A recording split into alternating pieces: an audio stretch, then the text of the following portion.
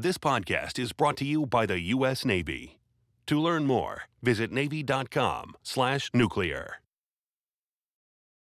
The technology on a Navy submarine, it's beyond cutting edge, like the new the ice or the which allows us to make the it's the most advanced out there.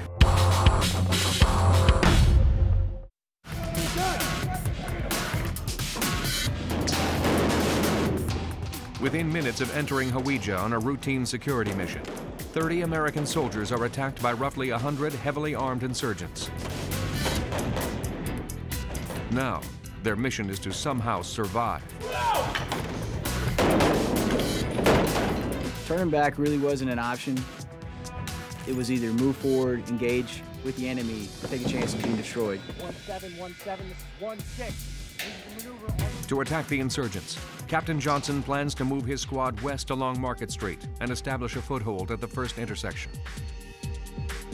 It's been tough going. Sergeant Victor Benavides and his advanced squad of 8 are the only ones to have reached the intersection thus far. Johnson leads the middle unit. The Humvee squad brings up the rear. Typical Army doctrine suggests that you would engage a force and continue to engage if you outnumber them 3-1. At this point in the altercation, we were outnumbered 3-1. 1-6, 1-6, 1-7. Military report, guns are set in place, waiting for further word. Sergeant First Class Gene Didasco will play a key role in the battle. 1-6, 1-7. He's in the rear with the 2 Humvees at the government complex on Market Street. I need you to bring those vehicles down here back on Market Street.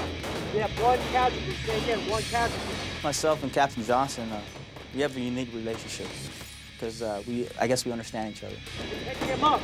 Once you've done so, I need you to move those gun trucks forward in support of us. We work independently and then we communicate, this is what I'm doing, this is where these guys are at, and then vice versa. That way we know we have a good situation awareness on the ground. Didasco brings forward the 2 Humvee machine gun trucks, the medic, and a squad of soldiers. Like the advance units, this rear guard wades through a sea of enemy fire.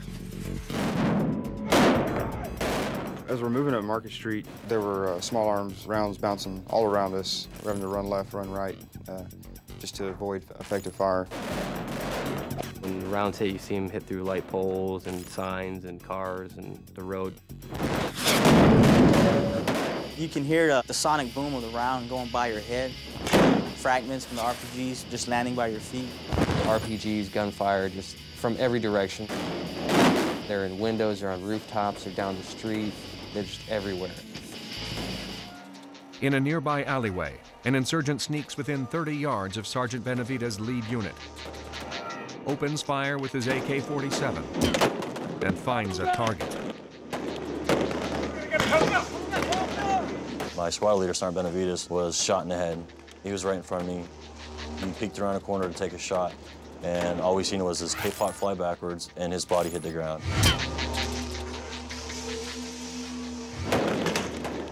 Hey, helmet on. Door there.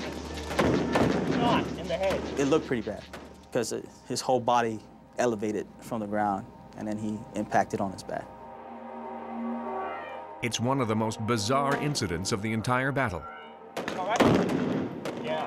What had really happened is Sergeant Benavides was shot in the Kevlar, and the round went into the Kevlar, and then it followed it all the way around and then out. It didn't hit him, but it knocked him on his back. I saw my hands in the air, my weapon, and my helmet in the air, and I was slowly falling.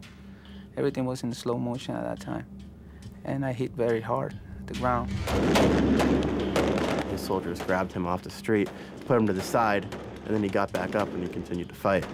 It was a relief that, okay, you know, one of my guys isn't down, he's up.